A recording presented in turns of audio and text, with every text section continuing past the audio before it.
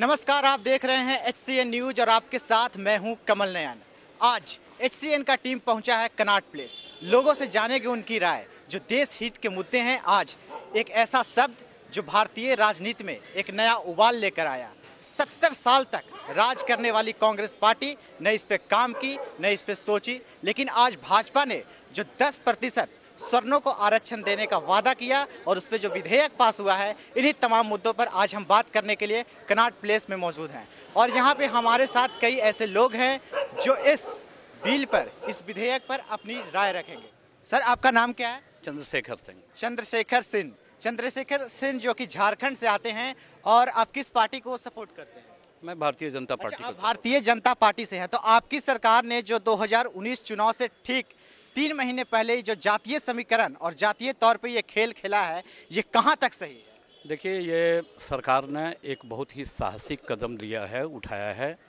और केवल यही नहीं, पिछले 4.5 वर्ष में जिस प्रकार से नरेंद्र मोदी जी ने, चाहे वह नोटबंदी करके भ्रष्टाचार को ख़त्म करने का काम किया, GST में एक देश एक कर लागू किया, पाकिस्तान को मुंहतोड़ जवाब दिया सर्जिकल स्ट्राइक करके, लगातार वह भारतवर्ष के आम नागरिकों के हितों में काम कर रही है।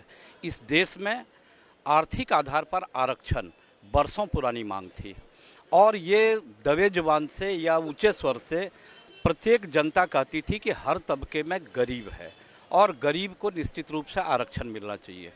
और सवर्णों को, सवर्ण में वैसे गरीब लोगों को जिन्हें कि आरक्षण की आवश्यकता थी, 10% का आरक्षण देकर उन्होंने एक ऐतिहासिक काम किया है और उन चर्चा पर विराम लगाने का काम किया है जो इस देश के अंतर्गत बरसों से चलती चली आ रही थी। मतलब कि आज कोई भी पार्टी हो, विपक्ष में कोई भी पार्टी जो धर्म के नाम पर और जाति के नाम पर जो आरक्षण देने का दावा किया गया था, इसके अंतर्गत भाजपा ने ये साहसी कदम उठाया कि न धर्म न जाति, आर्थिक आधार पर आरक्षण दिया जाएगा।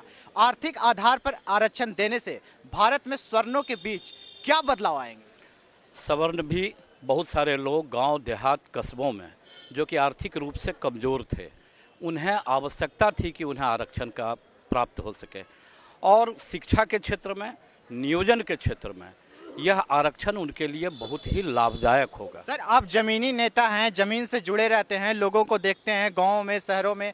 क्या आपको लगता है कि ये आरक्षण जो अब दिया गया है, इसे और पहले लाने की ज़रूरत थी? नहीं, मैंने पहले ही कहा कि सरकार बनने के बाद जिस प्रकार से कांग्रेस के शासनकाल इतने दिनों तक इस देश के अंदर रहा, कांग्रेस को यह सब काम पहले करना चाहिए था। लेकिन कांग्रेस लगातार 2G स्पेक्ट्रम घोटाला, कॉमनवेल्थ घोटाला, कोल ब्लॉक घोटालों में शामिल रही। मतलब आपका कहना है कि कांग्रेस पार्टी या यूपीए की जो सरकार थी वो घोटालों में शामिल थी और घोटाला करके ही राज कर रही थी और घोटाले से उसे अवसर मिलता तब तो वो देश के हितों की बात करती। आज नरेंद्र मोदी जी ने भ्रष्टाचार का खात्मा किया है।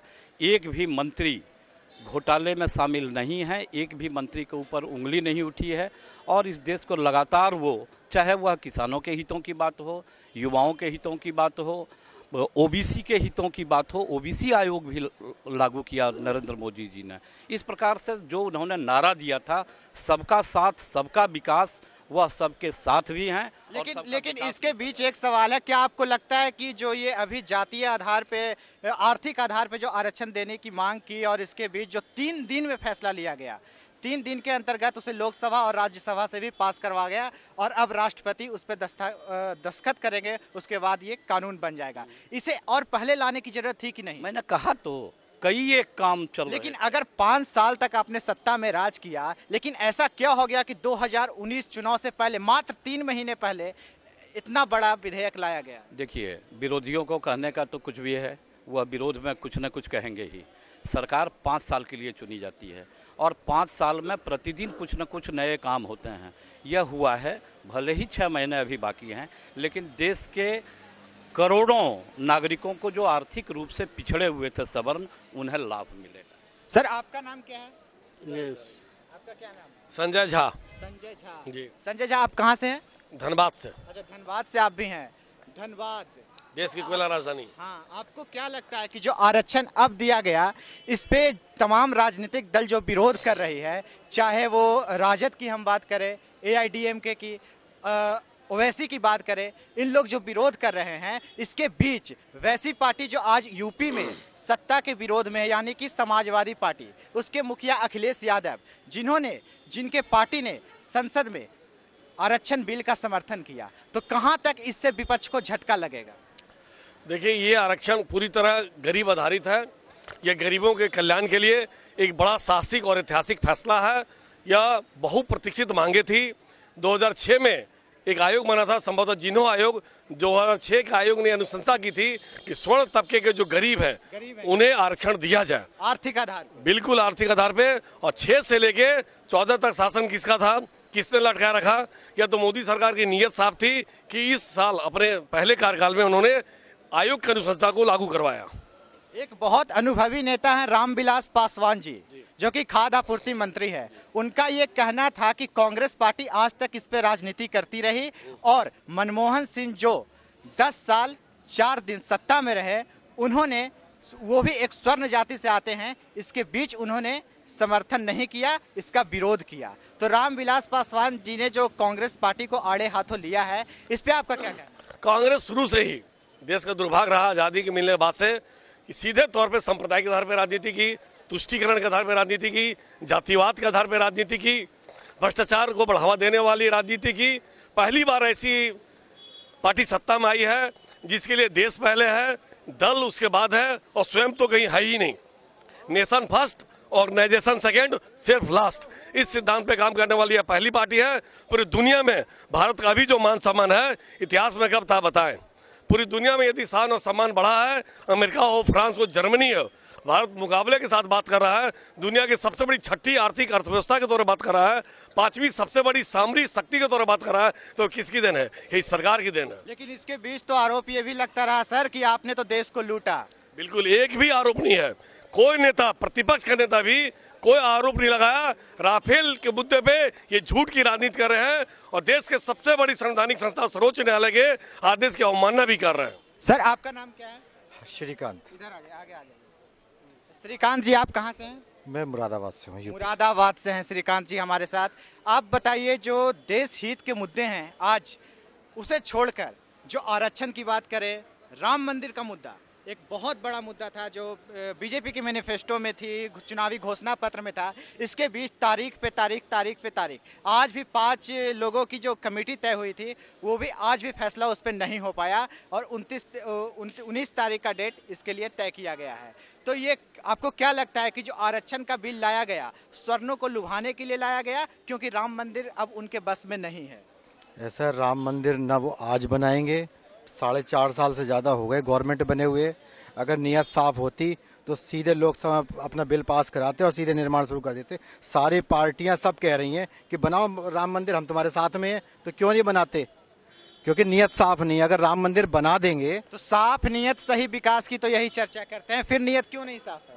सर, नियत अगर मेरी नियत में अगर बीजेपी की खोट नहीं होता तो राम मंदिर बनाते। 4.5 साल हो गए, क्या दिक्कत क्या है? कोई समस्या तो है नहीं। यूपी गवर्नमेंट तुम्हारी है, सेंट्रल तुम्हारी है। आज की डेट में एक किसी भी स्टेट में चले जाओ, सभासद तुम्हारा, एमपी तुम्हारा, एमएलए तुम्हारा, मेयर तुम्हारा, नगर पालिका अध्यक्ष तुम्हारा, राष्ट्रपति तुम्हारा, सारा सब कुछ सब तुम्हारे हाथ में। फिर परेशानी क्या है? नहीं, चुनाव से पहले 2019 से पहले ये भी कहा जाता था, और एक मिनट सर, और यूपी चुनाव से पहले ये भी कहा गया था कि केंद्र में मोदी और राज्य में योगी के बावजूद अगर राम मंदिर नहीं बना तो कभी नहीं बनेगा। बनेगा नहीं, वो आज भी नहीं बनेगा। अगर नियत साफ होती तो बना लेते। दूसरी बात, जो इन्होंने ये अभी अपना जो ये आरक्षण जो लेकर के आए हैं 10%, ये सिर्फ लुभाने की वो राजनीति और कुछ नहीं है। बौखलाए हुए हैं।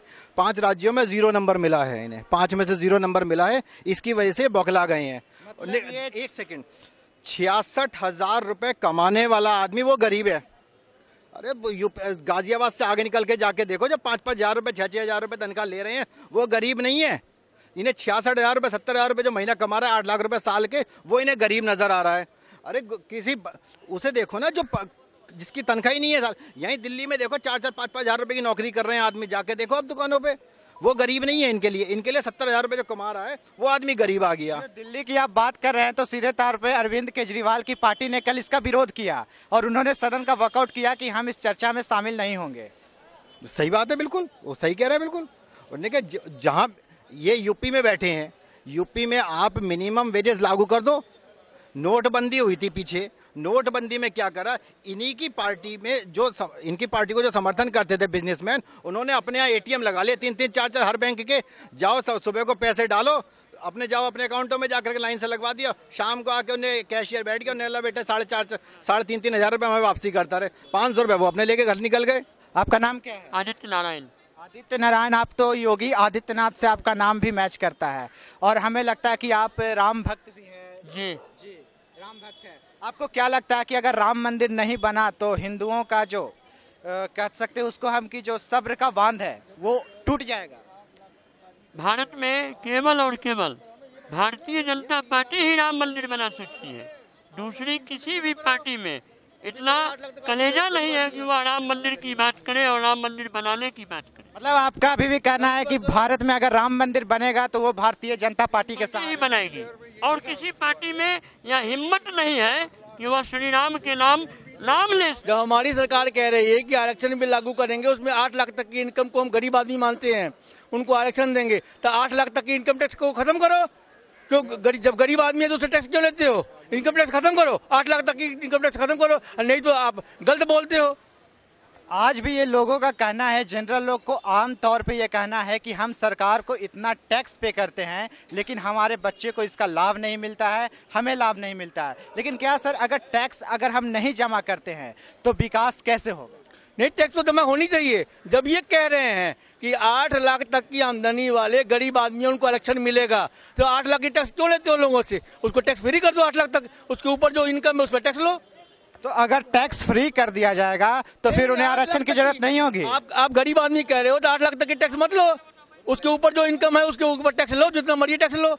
उसको 30% का स्केल बनाओ 8 लाख से ऊपर वाले को, नहीं बनाओ 5%, 10%, 20% का। लेकिन ये जो आप कह रहे हो, आप ही कह रहे हो ना आरक्षण 8 लाख तक का आरक्षण फ्री है, 8 लाख तक की इनकम वाले को आरक्षण हम देंगे, तो 8 लाख की इनकम टैक्स क्यों लेते हो?